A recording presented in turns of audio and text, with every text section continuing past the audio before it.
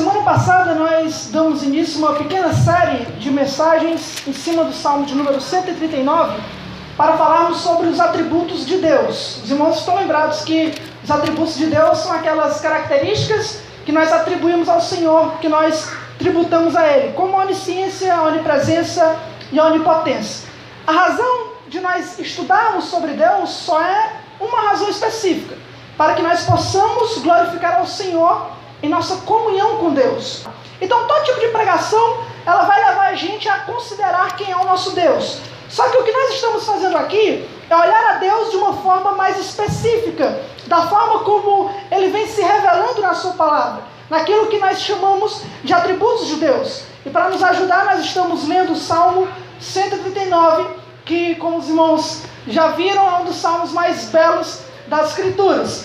Do verso 1 ao 6, o salmista, ele fala sobre a onisciência de Deus, sobre o seu conhecimento, como nós vimos semana passada. Do verso 7 ao 12, ele fala sobre a onipresença de Deus, o fato de Deus estar em todos os lugares.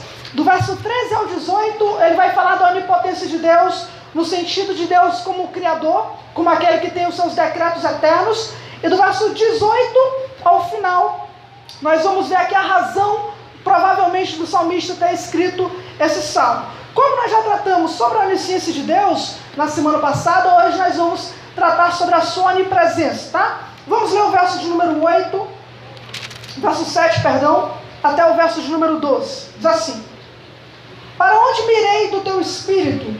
Ou para onde fugirei da tua face? Se subir ao céu, lá tu estás. Se fizer no inferno a minha cama, eis que tu ali estás também. Se tomar as asas da alva, se habitar nas extremidades do mar, até ali a tua mão me guiará e a tua destra me susterá.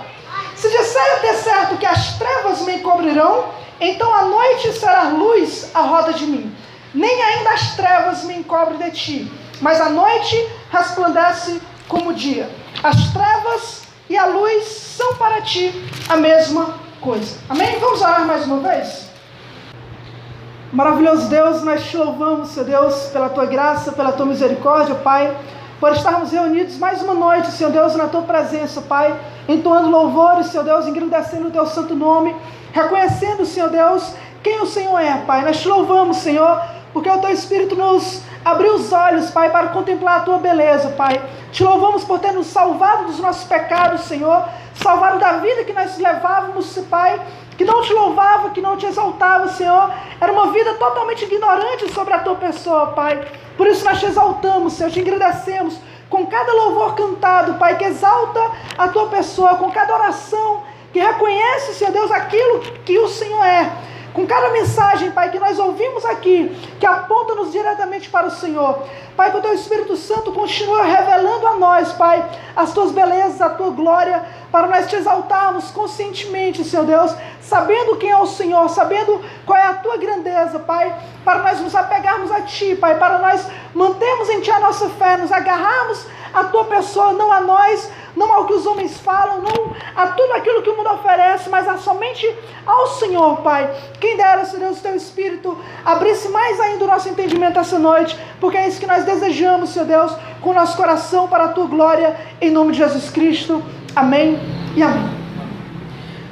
O Salmo de número 139, do verso 18 ao verso 24, que nós lemos semana passada, vai provavelmente mostrar para nós a razão desse salmo ter sido escrito. No verso 18 ao 24, Davi vai falar que os homens sanguinários haviam se levantado contra ele, blasfemando contra Deus e odiando o Senhor. Ele fala de homens sanguinários, o que dá a entender que eram homens de guerra, que eram homens inimigos ali ao redor da tribo de Israel. E pela forma como Davi suplica, quando ele se coloca diante de Deus, Senhor me sonda, Senhor me examina, parece que ele estava sendo acusado de algumas coisas que esses homens estavam falando, com o intuito de arrumarem alguma brecha, alguma forma, para poder atacar o reino de Israel.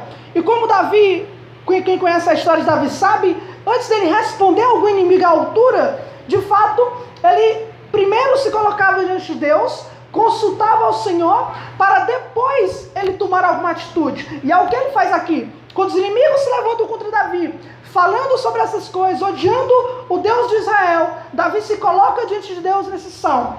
E a forma como Davi escreve esse salmo não é simplesmente para que Deus traga os seus inimigos, né? Para que Deus destrua os seus inimigos. Primeiro, Davi se coloca num autoexame. Ele chama o Senhor como aquele que é onisciente e sabe todas as coisas, para examinar o seu coração, para de fato olhar para Davi e realmente sondar os interesses de Davi. Ele chama o Senhor como aquele Deus onipresente que está em todos os lugares, que é testemunha de tudo aquilo que Davi faz. E ele se coloca diante do Senhor, reconhecendo que Deus vê tudo que acontece na vida de Davi. E é o que nós estamos analisando agora. Quando Davi fala sobre a onisciência de Deus, Davi agora dá mais um passo para o pensamento sobre quem Deus é, e ele fala sobre a onipresença de Deus. Agora note os irmãos que a forma como Davi fala sobre a onipresença de Deus é muito diferente de como ele inicia sobre a onisciência.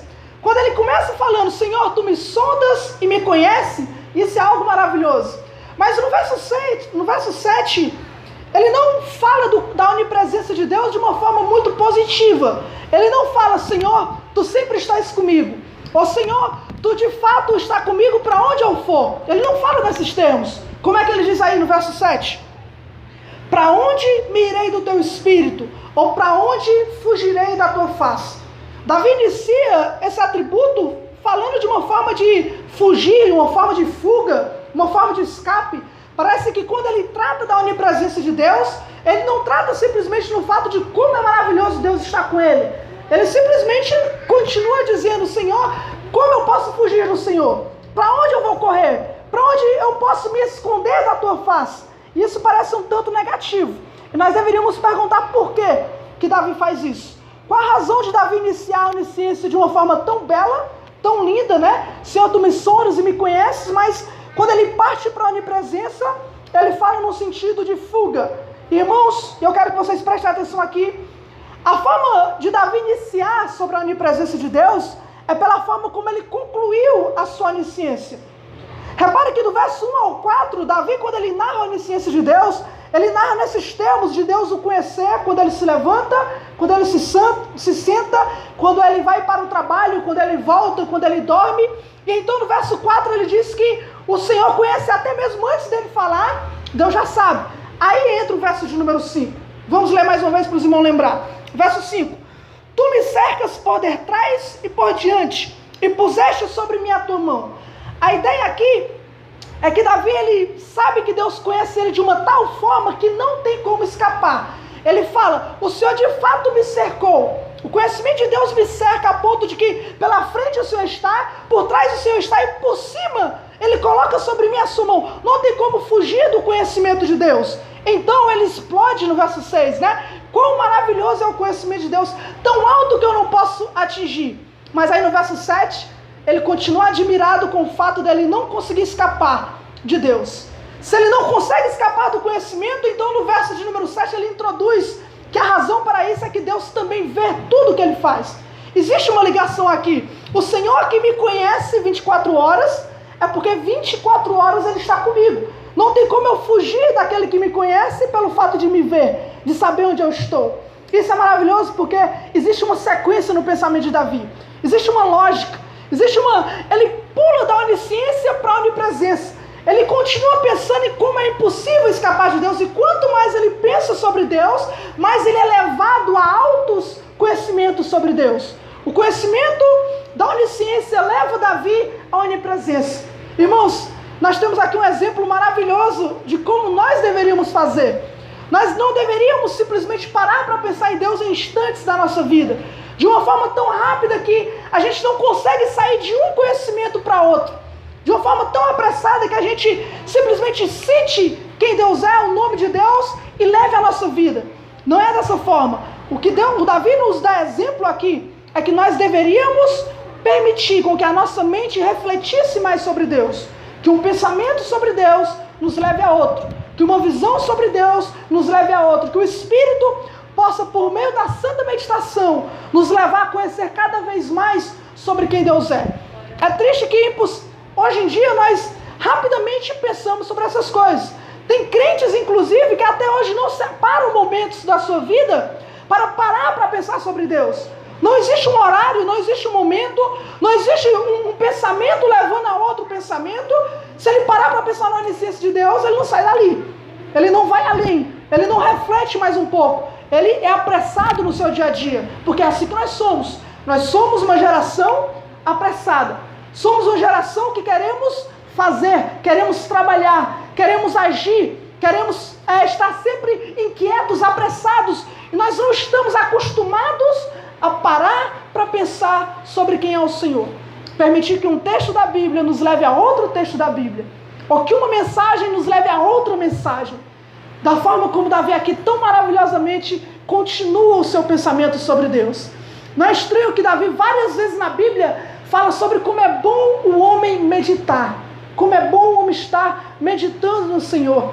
Bendito é o varão que medita na lei do Senhor dia e noite, pois será como a árvore plantada junto a ribeiros das águas, cujas flores não caem, mas tudo quanto fizer prosperará. Alguém que está constantemente pensando no Senhor. Salmo 63, no verso 5 e 6, Davi também ali escrevendo, numa fuga, quando ele estava fugindo de Absalão no deserto, ele fala: Senhor, a ti eu cantarei louvores e engrandecerei o teu nome, meditarei no Senhor nas vigílias da minha noite.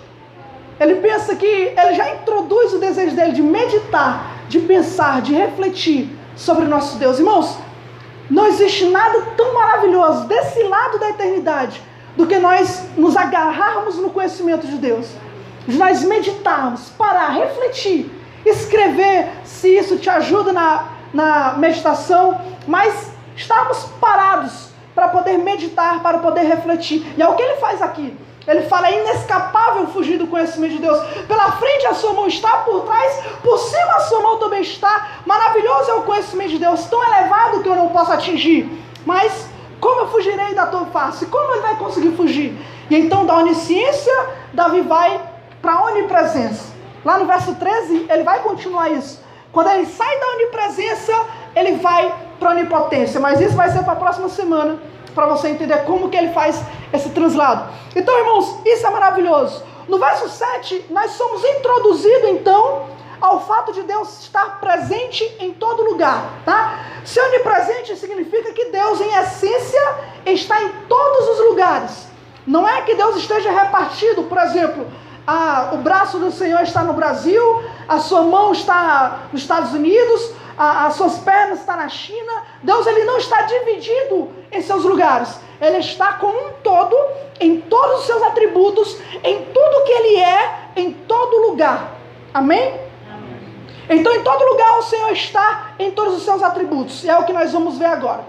Olhando para esse texto, irmãos, eu quero dividir a mensagem pelo menos de duas formas. Primeiro, nós vamos ver como Davi traz princípios gerais sobre a onipresença de Deus. Aqui é um pouco diferente da onisciência, que na onisciência ele fala vários detalhes. Aqui ele praticamente dá 3 imagens, 3 contrastes, três figuras de como Deus é onipresente. E para. Então o que é que nós vamos fazer? Primeiro nós vamos ver como Davi apresenta a onipresença de Deus. E então, em segundo lugar, nós vamos olhar alguns detalhes do texto, comparando com outras escrituras, para que a gente possa ter um conhecimento mais edificante, um conhecimento mais completo de como a Bíblia apresenta a pessoa de Deus. Amém? Vamos então para o verso de número 7. Davi pergunta: para onde me irei do teu espírito, ou para onde fugirei da tua face? A resposta: para nenhum lugar, né? É claro, não tem como fugir de Deus. Mas note que esse texto aqui, Davi, ele fala sobre o Espírito do Senhor. Para onde me irei do teu Espírito? Ou para onde fugirei da tua face? Davi, ele usa o Espírito e a face de Deus como se fosse a mesma coisa. Como se não fossem duas coisas diferentes. E é importante nós percebermos isso, porque até hoje, religiões como as Testemunhas de Jeová, ou então como outros grupos, dizem que o Espírito Santo não é Deus. O Espírito Santo, ele é a força ativa de Deus. Ou ele não é uma pessoa, ele é separado de Deus de alguma forma. Mas aqui Davi, ele fala do Espírito Santo como sendo a própria face de Deus. Está diante do Espírito não é estar diante do poder, simplesmente. É estar diante do próprio Deus. Fugir da presença de Deus, fugir da face de Deus, não é duas coisas diferentes, é a mesma. Então Davi, para responder essa pergunta, ele dá 3 ilustrações. Ele quer abrir o nosso entendimento, ele quer ilustrar o quão grande é isso que ele quer falar.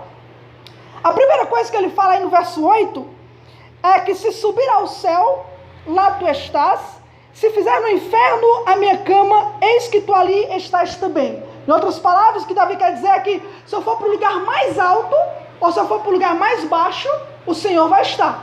Não importa para onde eu vou, se eu subir o mais alto aos céus, aqui céu pode ser tanto o céu que nós vemos, como pode ser o céu da habitação, onde Deus ele habita, onde Deus ele fica rodeado de anjo, mas pode ser também o céu normal. E aqui o inferno pode ser tanto o inferno que nós conhecemos, como pode ser também interpretado o lugar dos mortos, simplesmente a sepultura, dando a entender com relação ao lugar mais profundo. Eu particularmente acho que é a última interpretação, porque ele fala sobre fazer a sua cama.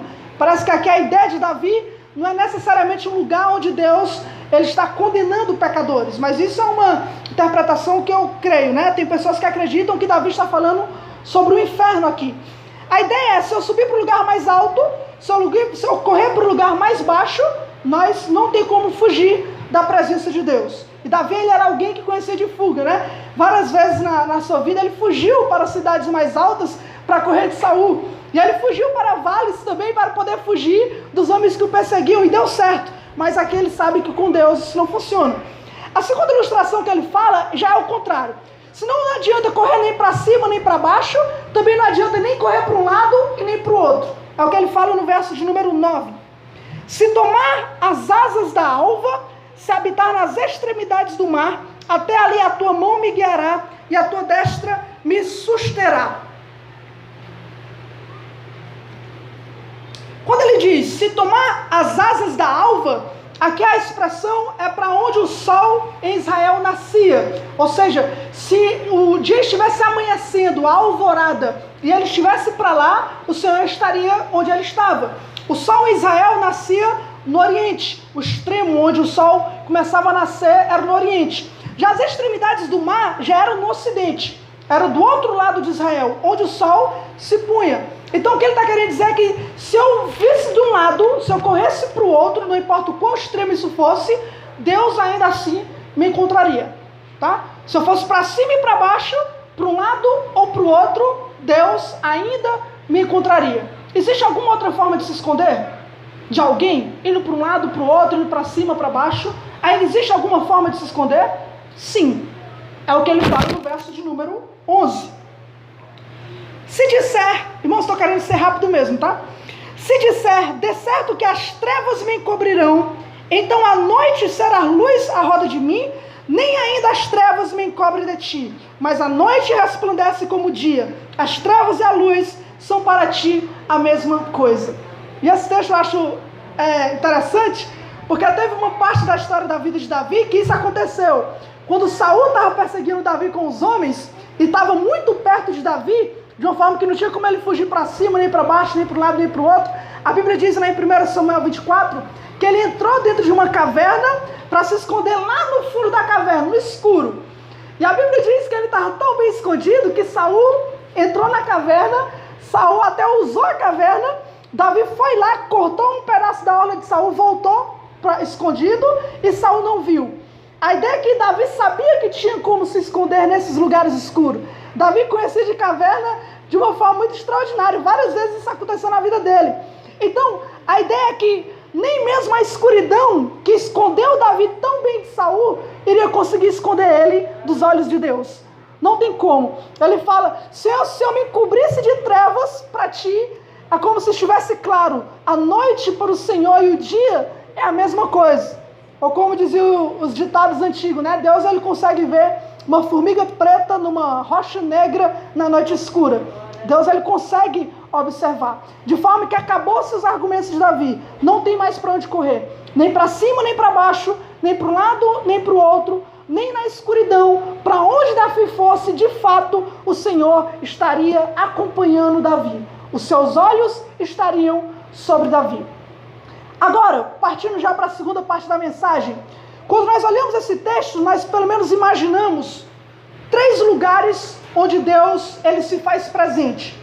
3 lugares onde, ou se você quiser dizer dimensão, onde Deus está presente. Deus ele está presente aqui no mundo material, não importa para onde Davi corresse, no mundo material, Deus estava lá. Deus está nos céus espirituais, no seu lugar de habitação, onde ele está entronizado, como fala o verso de número 8, né? Provavelmente Davi estava se referindo aonde o Senhor habita, e também no inferno.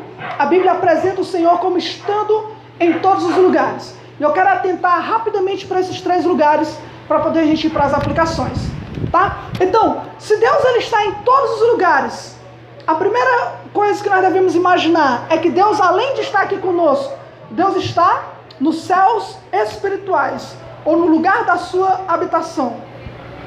No verso 8, quando Davi fala, se eu fugir aos céus, pode ser sim interpretado como céu físico ou céu espiritual. Mas é muito provável, mais provável que Davi estivesse falando do lugar onde Deus habita.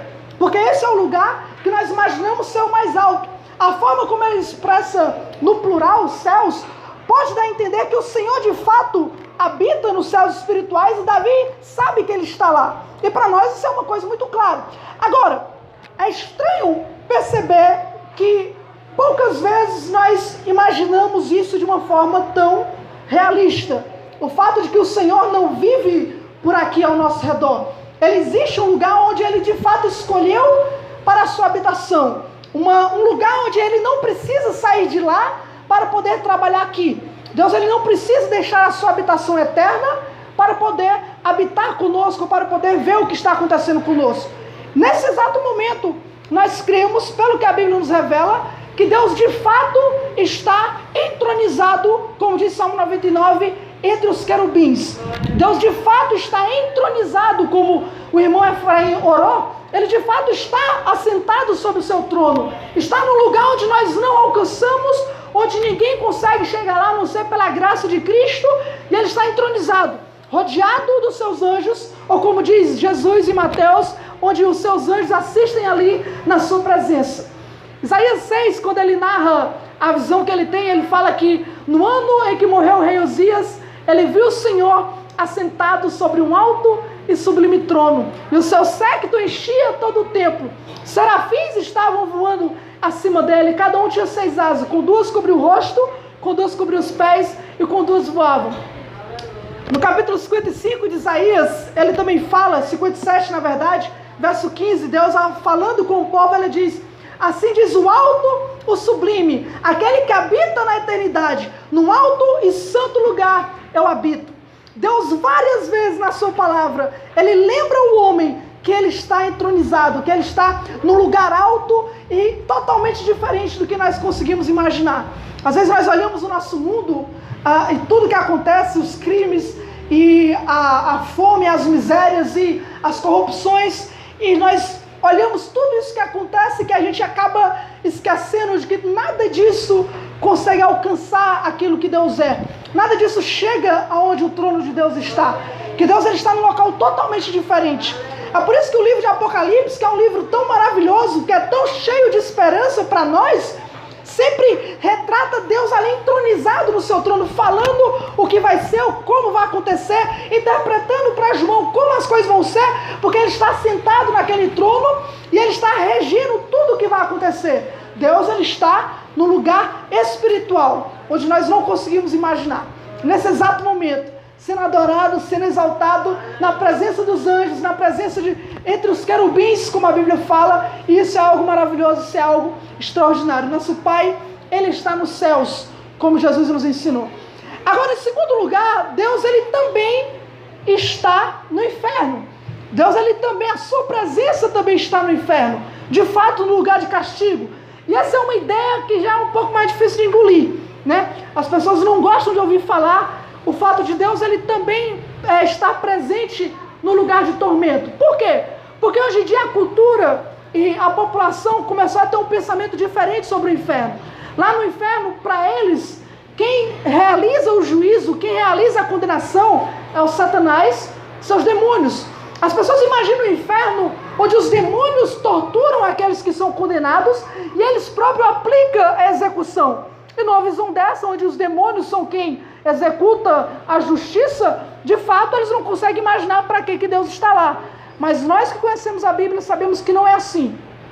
Tá? Os demônios não governam o inferno, Satanás não está entronizado no inferno, pelo contrário, a Bíblia diz que Satanás ele rodeia o homem, né, como o leão que quer nos devorar, quer nos tragar. Então a Bíblia não retrata o inferno como lugar de domínio dos inimigos de Deus, pelo contrário, a Bíblia fala que o inferno foi feito para a condenação dos inimigos de Deus, para a condenação dos demônios, para a condenação de Satanás, e sim, para a condenação de todo aquele que renega a graça e a autoridade que Deus tem como Criador e Salvador sobre a sua vida. O inferno é o lugar onde Deus de fato aplica a sua justiça.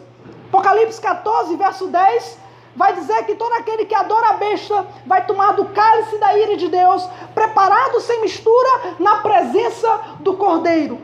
O Cordeiro estará lá. Deus, ele está também em juízo no inferno.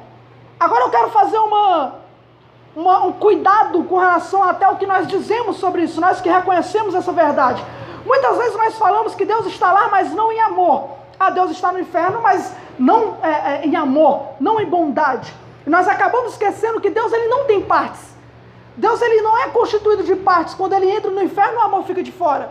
Não é isso. Deus está no inferno sim, em todos os seus atributos, em tudo que ele é. Ele está no inferno com o seu amor, claro, amando a sua justiça, com a sua bondade, e por isso está julgando. Ele não está no inferno simplesmente em sua justiça. É uma mentira quando nós colocamos o amor de Deus contra a justiça de Deus, ou então a graça de Deus contra aquilo que Deus é em juízo. Lá em Romanos 5, quando Paulo vai tratar da graça, Paulo vai dizer que a graça reina sobre nós.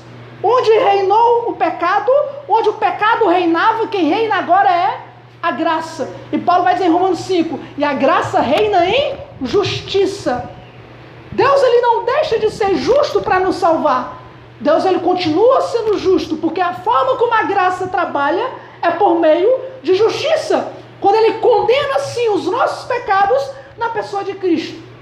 Ele não deixa de ser justo. E no inferno o Senhor, com todos os seus atributos, com tudo aquilo que ele é, amando a sua justiça, como Paulo fala em 1 Coríntios 13, que o amor ama a justiça, ele está lá, não manifestando amor aos condenados, não manifestando misericórdia aos condenados.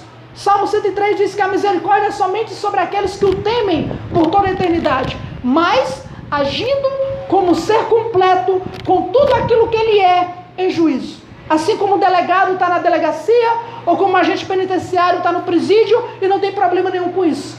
Deus ele está lá não como condenado, Deus não está lá não como um lugar que nós podemos dizer onde ele está lá porque é o jeito, não. Ele está lá porque ele ama a sua justiça. Amém? Deus tanto está no céu como ele está no inferno. E eu não vou detalhar isso porque tem crianças aqui, mas eu queria detalhar o que Deus está vendo numa hora dessa. Queria detalhar tudo aquilo que o Senhor está presenciando num lugar onde nós não temos ideia da realidade que acontece lá dentro. E Deus está lá, pelo menos como a Bíblia nos apresenta.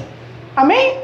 E em terceiro lugar, e esse é o que a Bíblia detalha muito mais, é que Deus está no nosso mundo material, nosso mundo físico.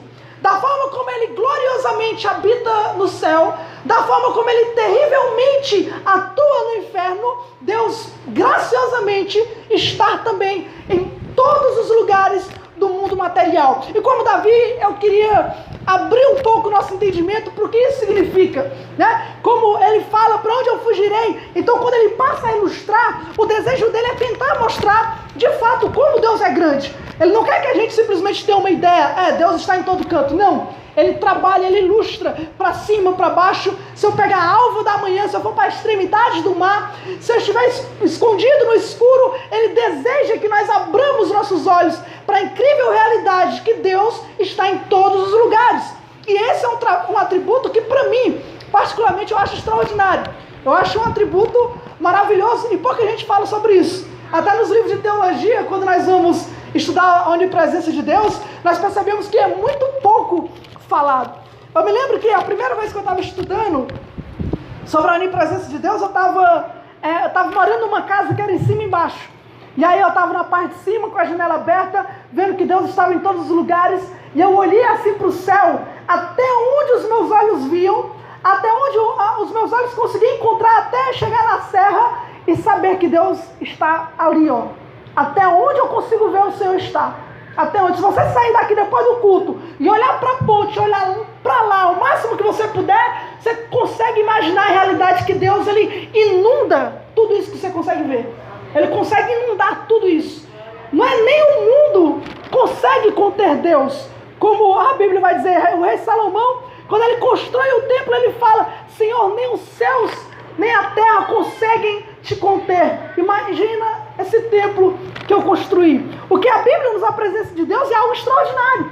Jeremias 23 fala que ele não é apenas um Deus de perto, mas ele também é um Deus de longe. E às vezes a gente só imagina um Deus de perto, né? Ah, nós estamos aqui na presença do Senhor. Mas, irmãos, existem tantos milhares de lugares que nós não estamos e que Deus está. Nesse culto dessa noite maravilhosa, domingo aqui, mas Ele está nos cultos do Rio de Janeiro, está nos cultos de São Paulo, nos cultos da Bahia, Ele está em Salvador, Ele está no Brasil, em todo lugar, na Flórida, Estados Unidos, no México, até aqueles irmãos escondidos na Coreia do Norte estão na presença do Senhor, de uma forma extraordinária. O Senhor está em todos esses lugares, e isso é maravilhoso, isso é extraordinário. Davi trabalha com extremos. Se eu for até as extremidades do mar, o extremo, até onde eu consigo imaginar, até onde eu consigo descrever, eu sei que o Senhor está. Deus está em milhares de lugares. Tem uma estatística que eu tenho aqui, de 2013, e eu queria apenas ler rapidamente. Em 2013, tá? Se especulava em 2013 que havia 6 continentes classificados pela geologia. Hoje não mudou, né? 203 países reconhecidos e 36.722 cidades, segundo aquilo que a gente pode considerar como cidade. O que significa que nesse exato momento Deus, Ele está caminhando nessas mais de 30 mil cidades, em todos esses países, em todos esses continentes. O Senhor está presente. Ele está aqui, mas está na casa do seu vizinho, na presença do Bolsonaro, em todos os lugares que você consegue imaginar. Ele está. Deus simplesmente está. Todos esses lugares. Amém? Isso é maravilhoso. Outra coisa que a Bíblia fala é que Deus está em lugares que até o ser humano não está. Até em lugares que a gente não imagina. Por exemplo, em alguns desertos ou alguns lugares isolados onde o mundo selvagem caminha, a Bíblia fala que Deus está lá também. Eu acho interessante porque Deus fala isso no livro de Jó. Lá no livro de Jó, quando Jó ele sofre tudo aquilo, e um dos problemas de Jó é que o desejo dele é ter uma audiência com Deus. E ele fala: se eu tivesse uma audiência com Deus, eu iria mostrar tudo aquilo que ele tinha feito, como ele não merecia passar por aquilo. E a ideia dele era poder estar na presença de Deus para poder suplicar a razão dele estar passando tudo aquilo. Ele queria perguntar para Deus. Então, quando Deus ele aparece para Jó, Deus aqui começa a perguntar para Jó. E ele fala tantas perguntas que faz com que Jó perceba que o conhecimento dele é limitado. O fato dele não saber a razão do sofrimento não é sinal que não tinha. Deus conhecia, mas ele não podia agir como estava agindo. E lá em Jó, numa das perguntas que Deus faz, ele fala o seguinte, Jó capítulo 38, no versículo de número 39. Ele fala: porventura, Jó, caçarás tu presa para a leoa, ou satisfará a fome dos filhos dos leões, quando se agacham nos covis e estão à espreita nas covas? Quem prepara para os corvos os seus alimentos, quando seus pintainhos gritam a Deus e andam vagueando por não terem o que comer? Em outras palavras, ele fala: Jó, cadê tu? Quando os animais estão precisando, quando eles estão aí jogados, quando a avestruz coloca o ovo enterrado no chão e sai, sem nem pensar que algum outro animal pode vir quebrar. E ele fala: Jó, eu estou em todos esses lugares. Em lugares que nós não imaginamos, o Senhor paira sozinho, olhando tudo. Olha as aves do céu, não é o nosso Pai que as alimentam? Elas não guardam em celeiro. Olha os lírios do campo, cada flor que nasce, cada árvore que brota em qualquer outro lugar. Deus, ele está diante de tudo isso. O Senhor acompanha tudo tudo que acontece na criação, na natureza, no Himalaia, no Polo Norte, no Polo Sul, junto com os leões marinhos, junto com pinguins, qualquer tipo de animal que nós imaginar, Deus cria, cuida da sua criação. Deus, Ele é um criador, não se esqueçam disso. Quando falamos de Deus como criador, parece que Deus criou só nós. Deus, Ele providencia de uma forma extraordinária tudo que acontece ao nosso redor, e onde nós não estamos, Ele lá, como no início do mundo, quando o Espírito pairava sozinho sobre as águas, o Senhor está em todos esses lugares. Outra coisa que a Bíblia fala muito é que o Senhor também está nos mares. Isso é interessante porque há vários textos na Bíblia que falam que o Senhor está nos mares, vários mesmo, não tem como eu citar todos. Eu acho que uma das razões para isso é que naquela época a gente não tinha um sistema de navegação como nós temos hoje, né? E até hoje o mar é uma coisa que nós vemos que é indomável. De fato, não tem como o homem ver tudo o que acontece no oceano. E por isso na Bíblia várias vezes fala de um Deus que está sentado sobre as muitas águas, de um Deus que a sua voz troveja sobre o mar. Ou como o próprio Davi aqui fala, que se ele fugir para a extremidade do mar, lá Deus ele vai estar. E é uma das realidades que nós deveríamos parar para pensar também, que até mesmo nesses lugares como o mar, no Oceano Índico, no Oceano Pacífico, no Mar Morto, no Mar da Galileia, o Senhor também está presente. Do lado de cada embarcação, de cada navio, de cada homem que se aventura no meio de um oceano desse, o Senhor está presente. Ele é o primeiro a estar a bordo, e Ele é o único que não sai. Até quando os mares afundam o navio, ou quando nós percebemos que há carcaças ali debaixo d'água, o Senhor está presente, e todos os animais marinhos ao redor dele. De tal forma, irmãos, a gente às vezes não para pensar na grandeza que é o nosso mundo, e por isso às vezes a gente não percebe na grandeza que é o nosso Deus, porque os céus e a terra nada mais fazem do que manifestar a glória do Criador. Quanto mais nós conhecemos aquilo que nós estamos, aonde nós estamos, mais nós vamos ter uma ideia da grandeza de Deus. Mais. E se você disser, irmãos, tem mais lugar para falar? Eu só falei de um planeta pequeno do sistema solar, ao redor de milhões e milhões de galáxias e de estrelas.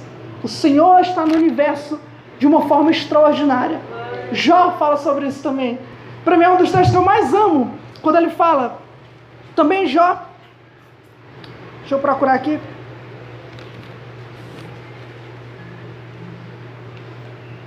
Jó capítulo 38, no verso 4, no verso 31 ao 32, ele fala, Jó capítulo 38, verso 4, depois verso 31 e 32, falando sobre a grandeza, Jó fala o seguinte: porventura Deus não está na altura dos céus? Olha para as estrelas, quão altas e elevadas elas estão. No entanto, ele passeia pelo circuito dos céus. Isso é Jó 12, 14. Jó 38, ele fala o seguinte: onde estavas tu quando eu fundava a terra? Ou poderás tu ajuntar as cadeias do 7 estrelo, ou soltar os atilhos do Órion, ou produzir as constelações a seu tempo e guiar a ursa com seus filhos? O livro de Jó é extraordinário. Além de falar de todos os lugares da natureza, ele fala, olha para as estrelas. Jó 12. Olha quão elevadas elas estão. E Deus, ele faz o quê? Ele passeia no circuito dos céus. Nesse exato momento, em Saturno, em Plutão, não do lado de fora, mas do lado de dentro, Deus está vendo todas as coisas. Irmãos, o que nós somos diante da presença do Senhor? Quão grande é a sua criação, quão elevadas são os pensamentos que a Bíblia nos faz ter sobre a grandeza de Deus, sobre o seu lugar, sobre a sua presença. Tão elevada é que não tem como continuar. Não tem como simplesmente apontar e dizer, olha a floresta tropical, olha os desertos, olha o Polo Norte, olha o Polo Sul. Não adianta só apontar, não tem como. Deus, nós precisamos fazer como Davi e encerrar. Está em todos os lugares. Resumindo, se você subir, se você descer, se você for para um lado, se você for para o outro, se você for para um lugar escuro, Deus estará lá do mesmo jeito. Ele está em todos esses lugares, de uma forma extraordinária e gloriosa, de uma forma que não tem como nós descrever numa pregação. É uma eternidade para conhecer a Deus, e louva a Deus porque nós a teremos. Não conheceremos, não esgotaremos, mas vai ser um privilégio maravilhoso passar uma eternidade com o Senhor. Para nossa aplicação, para encerrarmos, nós podemos ver pelo menos 4 coisas diante de tudo isso. A primeira, irmãos, é que as nossas orações deveriam ser feitos com mais coragem, deveríamos ser encorajados a falar mais com o Senhor. Foi o que Davi fez aqui. Passando por todo esse momento, passando por todas essas mentiras, ele simplesmente se coloca diante de Deus e ora. Salmo 145, verso 18, fala o seguinte: perto está o Senhor de todos os que o invocam. Perto, não está longe, irmãos. Deus não está longe quando nós oramos. Deus está perto.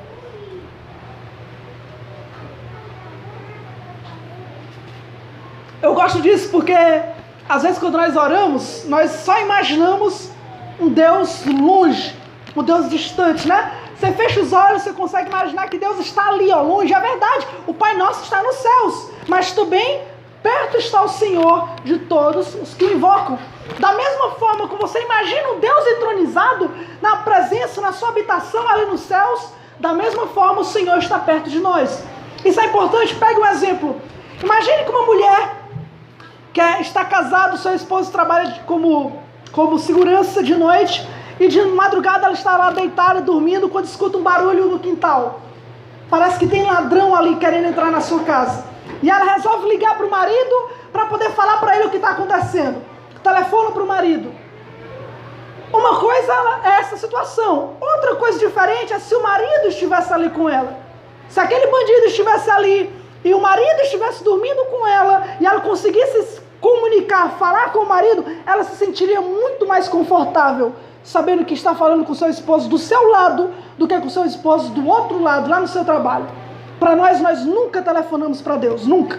Não importa quantos ladrões venham, não importa como os homens venham, não importa qual situação, nós sempre estamos com o Senhor. Ou perto está o Senhor de todos os que o invocam. Nós não mandamos telefonemas para Deus, Deus está conosco. Olhe para os discípulos que passaram por 2 tempestades. Numa da tempestade, Jesus não estava com eles. O barco estava afundando no mar da Galileia. Eles estavam desesperados. Quando passando o tempo, eles viram que Jesus estava andando sobre o mar, lá do outro lado. E eles pensaram que era um fantasma, né? Então a Bíblia diz que eles ficaram com medo, ficaram com muito medo, pensando que era fantasma. E Jesus veio e acalmou a tempestade. Mas outro exemplo, quando eles passaram por uma tempestade, Jesus estava ali no barco, eles correram para Jesus, chamaram Jesus acalmou a tempestade. Para nós, Jesus nunca está fora do barco. Para nós, Ele sempre está perto dos que o invocam. Sempre está conosco até a consumação dos séculos. E isso é algo maravilhoso, que significa que Deus não é o nosso marido ou a nossa esposa que você precisa esperar para chegar do trabalho para falar com ele algum problema, não. Qualquer momento, em qualquer lugar, no trabalho, em casa, na rua, nos perigos, nós podemos clamar e saber que Ele está conosco. Podemos falar e saber que está perto. Não precisa esperar para a hora de dormir. Deus está ali, naquele momento, naquela hora. Perto está o Senhor de todos os que o invocam. Isso é maravilhoso, isso é extraordinário. Irmãos, um crente que aprende a orar para qualquer situação, quando sabe que o Senhor está ali, irmãos, isso é uma das melhores coisas na vida. Isso é uma das melhores coisas que nós temos desse lado da eternidade. Lá em Deuteronômio 4, quando Moisés fala com o povo de Israel, ele pergunta: qual é a nação que tem um Deus tão próximo como o nosso? Quais são os deuses que estejam tão próximo do povo como o nosso Deus, que está perto toda vez que nós o invocamos? Isso é maravilhoso, isso é extraordinário. Mas em segundo lugar, Deus não é apenas aquele a quem nós podemos invocar a qualquer momento por estar perto de nós, mas Ele também é um socorro bem presente na hora da angústia. Qualquer momento o Senhor está conosco. Davi, ele dá essa ideia também no versículo de número 10, quando ele fala que se ele for para um lado e para o outro, no verso 10 ele diz: até ali a tua mão me guiará e a tua destra me susterá. Aqui não é um pensamento ruim de Davi. Ele está vendo que isso é maravilhoso. Deus está em todo lugar, é sinal que a destra do Senhor está com Davi em qualquer momento. Está com Davi em qualquer lugar. Isso é um motivo de consolo para nós. Salmo 46, ele vai falar a mesma coisa. Salmo 46, ele diz: Deus é o nosso refúgio e fortaleza, socorro bem presente na hora da angústia. Portanto, não temeremos, ainda que a terra se mude, e ainda que os montes se transportem para o meio dos mares, ainda que as águas rujam e se perturbem, ainda que os montes se abalem pela sua braveza. Não importa o que aconteça, pode estar caindo na sua casa. é muito maravilhoso saber que Ele é um Deus bem presente na hora da angústia. Irmãos, Deus Ele é refúgio e fortaleza, isso é maravilhoso. Mas tem muitos que acham que tem refúgio e fortaleza também. Tem muitos ricos, ímpios, que as suas casas são os verdadeiros refúgios. Eles colocam tanto aparato, tanta coisa para defender a sua casa, para livrar eles de assalto, para livrar eles de roubo. E eles não percebem que a maioria dos roubos que nós sofremos não é dentro de casa, é fora de casa. Não adianta ter um refúgio que você não pode estar sempre presente. Muitas pessoas se refugiam em outras pessoas, em amizades. Falam com ela, contam com elas, têm os melhores amigos para desabafar, para colocar para fora, e descobre que nem sempre esse refúgio vai estar sempre presente. Eles têm suas casas, eles têm suas vidas, têm sua hora de dormir, mas isso não se aplica com Deus. Deus, Ele pode estar presente em qualquer momento da nossa angústia. Quando Jesus, o próprio Deus homem, subiu ali no Monte da Oliveira, pediu para os discípulos orar pelo menos 1 hora com Ele, porque a sua alma estava angustiada até a morte. Os discípulos dormiram de tristeza, mas o guarda de Israel não tosquenejou, nem dormiu, porque não dorme o guarda de Israel. Deus, na presença do próprio Filho ali, sendo para ele um socorro bem presente na hora da angústia. Não temos o que duvidar, irmãos. Quando havia problema na Bíblia, a resposta de Deus é: eu estou contigo. Pronto, acabou. Morreu Moisés, Josué tinha que liderar o povo, enfrentar agora as guerras de verdade. Josué, assim como eu fui com Moisés, eu serei contigo. Jeremias estava com medo de pregar: Senhor, eu sou apenas uma criança. Jeremias, onde tu for, eu irei, eu estarei contigo, não temas, não te desfaleça. Isaías 43, se você passar pelas águas, eu estarei contigo. Se passar pelos mares, eu estarei contigo. Irmãos, por que isso não nos consola hoje? Deus não mudou, Ele não vai mudar a frase, quem tem que mudar é o nosso entendimento.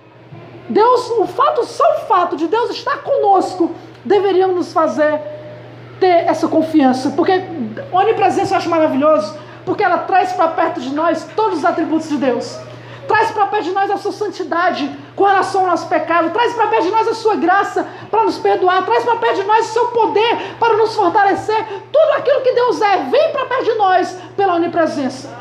Isso é maravilhoso. Deus está conosco num todo, em sua santidade, justiça, amor, graça, poder, em tudo aquilo que Ele é. Deus está conosco, e isso é maravilhoso, isso é extraordinário. Um socorro bem presente na hora da angústia. Em terceiro lugar, isso significa também, na nossa luta contra o pecado, o Senhor também está conosco. Na nossa luta contra o pecado: vê se há em mim algum caminho mau, guia-me pelo caminho correto. É o que Davi fala, na luta contra o pecado. Se ele está cometendo algum erro, se ele está tendo algum problema diante de ali, Deus estaria com ele. Agora eu quero focar só numa coisa. Quando nós falamos na onipresença de Deus, na luta contra o pecado, a maioria das pregações, pelo menos que eu ouvi, é sempre no sentido: cuidado, Deus está aí. É sempre no sentido: não vai fazer isso na frente de Deus. É sempre no sentido: o Senhor está perto de ti. Vai fazer isso na presença de Deus? É sempre isso. Isso, eu acho que isso não mortifica o pecado. Porque a razão de nós não fazermos é porque Deus está ali. Então eu acho que isso não mortifica o pecado. A Bíblia nos apresenta outra ideia sobre a onipresença de Deus na luta contra o nosso pecado. A ideia é o quê?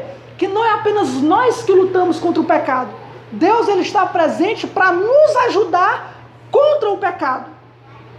Não é para nos dar medo e paralisa e vencer o pecado, não é? É para nós usarmos da presença de Deus para vencer o pecado. Deu para entender?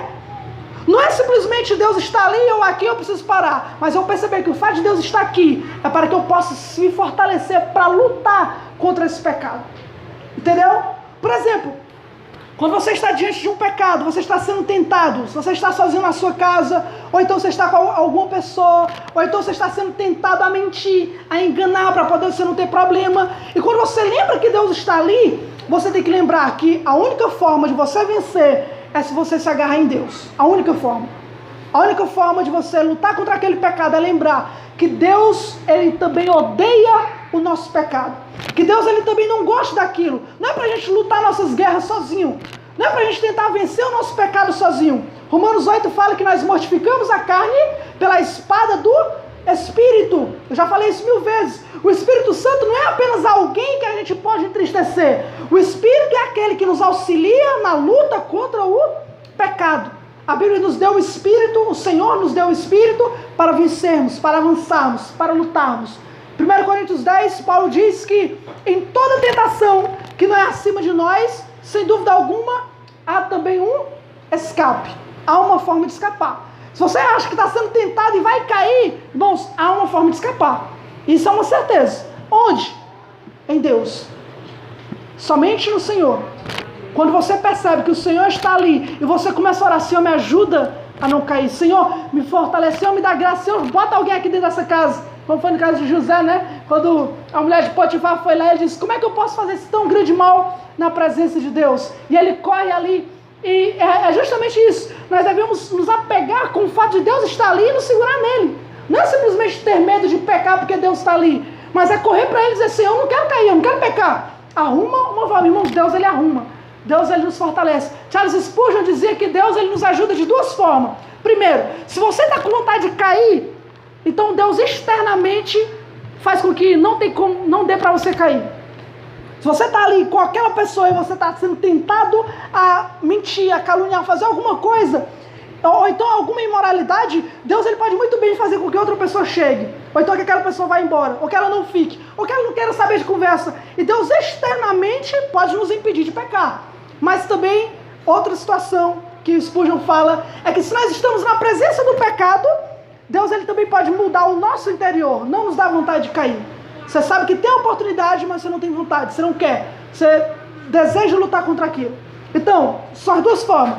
Quando nós queremos cair, Deus externamente nos impede de cair. Ou então, quando o pecado está diante de nós, Deus internamente nos dá graça para não querer cair. De uma forma ou de outra, quando nós lembrarmos que Deus está conosco, devemos nos agarrar a Ele para não cairmos. Amém?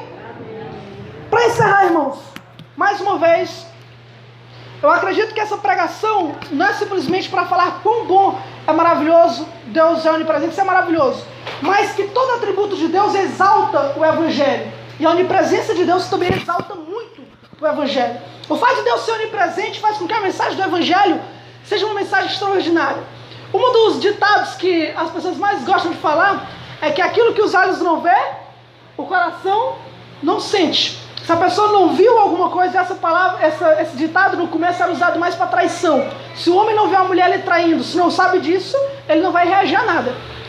Foi assim que surgiu esse ditado. Hoje em dia, esse ditado é usado para qualquer coisa. Você vai num restaurante, um restaurante que é porco, que é nojento, e eles lhe oferecem a comida, você come sem nem se sentir. Agora, se você vê como é que é feita, você não vai querer comer, né? Então, o pessoal já usa esse ditado para tudo. Agora, com Deus é diferente, porque de fato Ele vê todas as coisas. E uma das coisas, irmãos, que a gente mais tenta fazer com relação ao nosso pecado é tentar esconder da vista dos outros. Os maiores pecados, eu não tenho dúvida nenhuma, são feitos ocultamente, escondido, trancando a porta do quarto, trancando a porta do banheiro, com orgulho em nosso coração, com inveja, sem querer falar para os outros. A maioria dos pecados que nós sabemos que é feio, até para os outros ver, a gente esconde, a gente tira da vista dos outros. Mas isso não funciona com Deus. Deus, Ele de fato presencia todos os nossos pecados. Toda vez que você traiu o Senhor, Ele viu. Toda vez que você ignorou a sua palavra, toda vez que você mentiu, toda vez que você teve problemas com imoralidade porque quis, toda vez que você usou da sua língua para fofocar, para caluniar, tudo isso foi na presença de Deus. Ele viu tudo. Quando Ele mandava um profeta para Israel, Ele dizia, eu dei para vocês o livro da minha lei, e eu sei que vocês desprezaram. Deus sabe quando nós desprezamos a sua palavra, deixamos de lado. Deus sabe quando nós continuamente pecamos em nossa mente. Naquele dia do juízo, Ele não vai chamar nenhuma testemunha. Ele vai dizer, eu vi, eu estava lá, eu estive contigo, eu escutei, perto eu estava, em qualquer momento que você fez. Por isso, irmãos, a maioria dos homens odeiam o fato de Deus olhar tudo, de Deus conhecer tudo. Mas a Bíblia nos apresenta um Deus que conhece tudo sobre a sua vida. Tudo. E vê tudo. Se você soubesse tudo que a gente faz, se você soubesse tudo que o seu marido, tudo que sua mulher, tudo que os nossos amigos fazem, será que nós iríamos amar eles da forma como nós amamos? Será que eles nos amariam depois de ver tudo aquilo que a gente esconde? Tudo aquilo que você esconde. Se sua mãe soubesse, se seu amigo soubesse, se sua irmã soubesse, sua amiga soubesse, como seria essa relação. Mas com Deus nós sabemos que Deus, Ele vê tudo o que nós fazemos. Mas apesar de tudo isso, a Bíblia nos apresenta o fato de que Deus ainda nos amou de uma tal maneira. Depois de tudo que viu. Salmo 69, verso 5 ao verso 4, o salmista vai dizer: Senhor, o Senhor vê todos os meus pecados e eles não são encobertos diante de ti. Irmãos, apesar de tudo que Deus viu sobre você, Ele ainda assim, pela sua graça, Ele nos amou de uma tal maneira que Ele deu o seu Filho para morrer em nosso lugar, para podermos dar o perdão dos nossos pecados. E por isso, irmãos, não tem como nós escaparmos da sua presença, da mesma forma como não tem como escaparmos do seu juízo. Então se arrependa dos seus pecados, pare para pensar a realidade sobre Deus. Não é um Deus em pequeno que você acha que Ele está ali só quando você lembra dele. Jó também fala que muitas vezes Ele passou por Jó e Jó não percebeu. Muitas vezes Ele esteve nas suas costas e Ele não viu. Mas Jó reconhecia que apesar disso, Deus sempre estava lá. Então, se você tem para se arrepender, se arrependa dos seus pecados. Olhe para o amor dele, porque, irmãos, o amor de Deus é uma das principais razões para os homens serem condenados. Se você vê o quanto o amor de Deus é grande, isso é maravilhoso. Mas se você desprezar um amor tão grande, não acho que a justiça vai vir de uma forma muito pequena, porque não é qualquer amor que você está desprezando. Então olhe, medite, pare para pensar que não tem como escapar da presença do Senhor. Isso é maravilhoso para nós. Perto está o Senhor de todos os que invocam. Ele é um socorro bem presente na hora da angústia. No momento da tentação há um escape. Mas isso também mostra que se nós não nos arrependermos, nós daremos conta de tudo aquilo que nós fizemos na sua presença. Amém? Feche seus olhos, vamos orar. Maravilhoso Deus, nós te louvamos, Senhor Deus, pela tua graça, Senhor Deus, por ouvirmos falar sobre as tuas grandezas, sobre a tua pessoa, Pai, que é tão extraordinário, Senhor Deus. Nos leve a pensar sobre o Senhor, Pai, a meditar mais, a deixar, Senhor Deus, com que o nosso coração seja levado de um pensamento a outro, de um texto a outro, pensando cada vez mais na tua grandeza, em quem o Senhor é, Pai. Que nós possamos, Senhor Deus, confiar no Senhor no momento de angústia, confiar no Senhor em qualquer momento da nossa vida, para que nós possamos glorificar verdadeiramente o teu nome, Pai. Nos lembra, Senhor Deus, de que o Senhor tão graciosamente está conosco e que isso é suficiente, Pai, para nos fortalecer em nossa caminhada. Pai, ser conosco é o que nós choramos em nome de Cristo. Amém e amém.